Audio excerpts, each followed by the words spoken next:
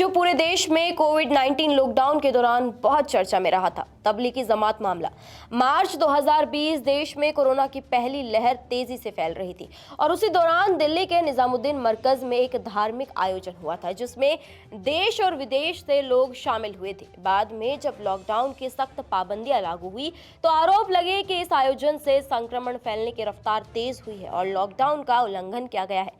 Police ने तबलीगी जमात से जुड़े 70 भारतीय नागरिकों के खिलाफ 16 अलग अलग एफआईआर दर्ज कर दी। आरोप था कि इन लोगों ने विदेशी नागरिकों को गुपचुप तरीके से शरण दी और सरकारी नियमों को तोड़ा था।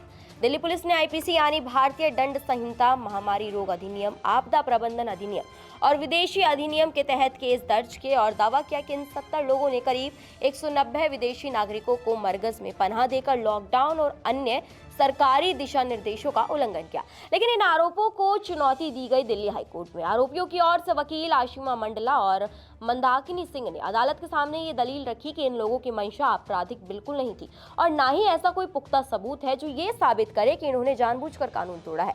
अब इस पूरे मामले में दिल्ली हाईकोर्ट का बड़ा फैसला आ गया है। जस्टिस नीना बंसल कृष्णा ने सुनवाई के बाद सभी 16 मामलों को खारिज कर दिया है। कोर्ट ने माना कि कोई भी ठोस सबूत ऐसा नहीं मिला जिससे यह साबित हो कि आरोपियों ने कानून तोड़ने की साजिश रची थी या किसी भी तरह की आपराधिक गतिविधि में शामिल थे। अदालत ने यह भी कहा है कि महामारी के उस दौर में काफी भ्रम की स्थिति थी और जो भी कार्रवाई हुई वो जल्दबाजी में की गई प्रतीत होती है। ये एक बड़ा कानूनी और नैतिक सवाल भी खड़ा करता है कि क्या उस समय का निर्णय दबाव में लिया गया था या क्या उस पूरी स्थिति को बेहतर ढंग से संभाला जा सकता था।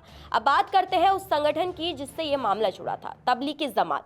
ये एक इस्लामी धार्मिक संगठन है जिसका उद्देश्य मुसलमानों को इस्लाम की बुनियादी शिक्षाओं की ओर वापस लाना है। ये जमात दुनिया भर में एक्टिव है और इसके अनुयायी छोटे छोटे ग्रुप्स में देश विदेश में घूमकर धर्म का प्रचार करते हैं।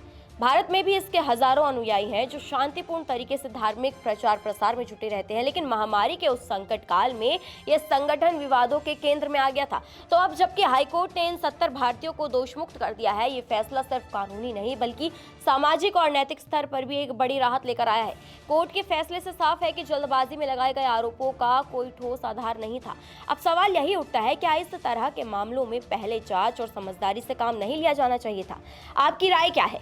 तो क्या ये मामला एक गलतफहमी थी या फिर कोविड काल का एक ओवर रिएक्शन? 70 लोग, 16 केस और आखिर में नो केस एट ऑल।